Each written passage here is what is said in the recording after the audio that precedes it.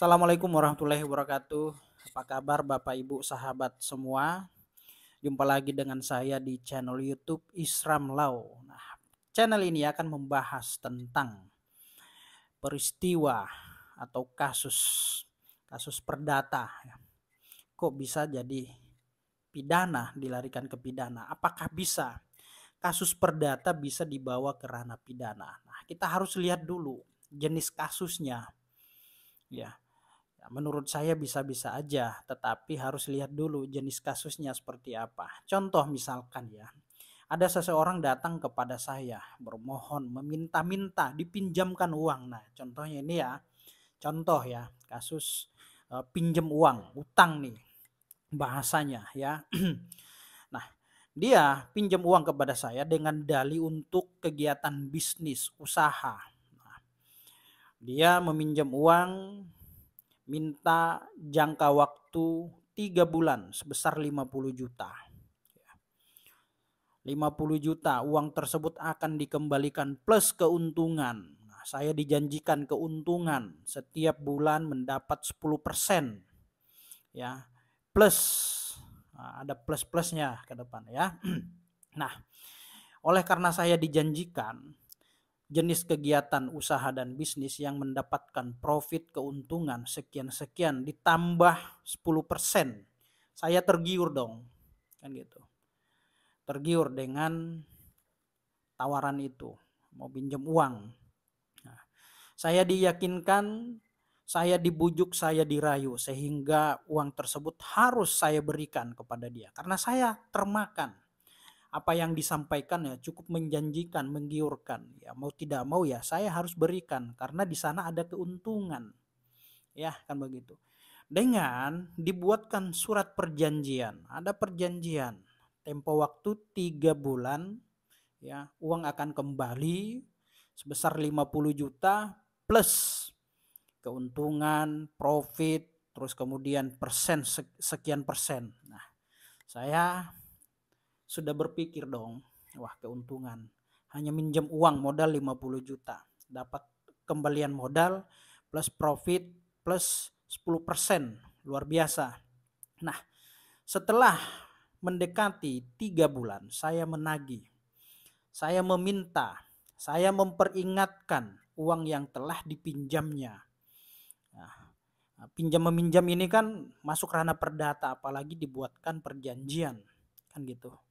Nah, lalu kemudian tiba masanya 3 bulan, ternyata uang tersebut tidak dikembalikan. Ya, janji hanya sebuah janji, keuntungan hanya ucapan belaka yang dituangkan dalam surat perjanjian. Nah, ternyata setelah saya selidiki, bisnis yang dimaksud itu memang tidak pernah ada, fiktif. Nah, bisnis fiktif ya. Nah, pertanyaannya, apakah masalah ini bisa dilarikan ke ranah pidana? Bisa tentunya. Karena saya merasa tertipu meskipun ada surat perjanjian. Ya, surat ada perjanjian, utang piutang itu dua persoalan berbeda. Ya. Ya, saya merasa dirugikan. Maka atas dasar itu saya mempunyai hak untuk membuat laporan kepolisian dalam dugaan kasus tindak pidana penipuan dan penggelapan. Jelas 372 378. Nah, itu ya, teman-teman ya. Jadi dia berusaha, orang yang meminjam uang kepada saya, ini cerita ya, cerita. Tapi saya ingin mencoba membangun nalar teman-teman Bapak Ibu semua bahwasanya itu dapat dijerat dengan kasus pidana.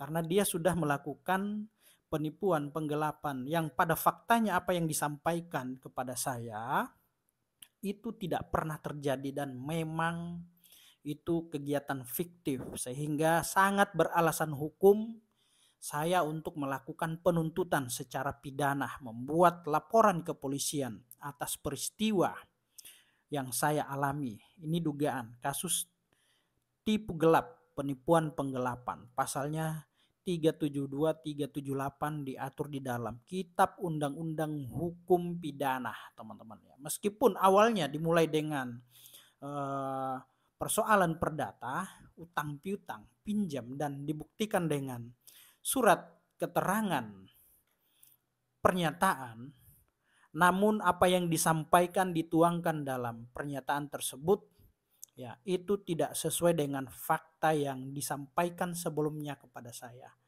Nah, itu ya teman-teman ya. Jadi pertanyaan tadi ya saya jawab, apakah kasus perdata bisa dilarikan ke ranah pidana? Bisa. Tapi lihat jenis kasus perbuatannya. Kan gitu ya. Kasus perbuatannya. Nah, di situ kita harus jeli melihat. Nah, itu ya teman-teman ya. Semoga apa yang saya sampaikan ini dapat dipahami semuanya. Terus kemudian apabila ada yang ingin di-share, disampaikan, dikomentari, silakan isi kolom komentar. Dan jangan lupa ya, like, subscribe channel YouTube ini, dan jangan lupa bunyikan tanda loncengnya, aktifkan agar tidak ketinggalan informasi-informasi seputar dunia hukum dari saya. Demikian, Assalamualaikum warahmatullahi wabarakatuh. Salam keadilan.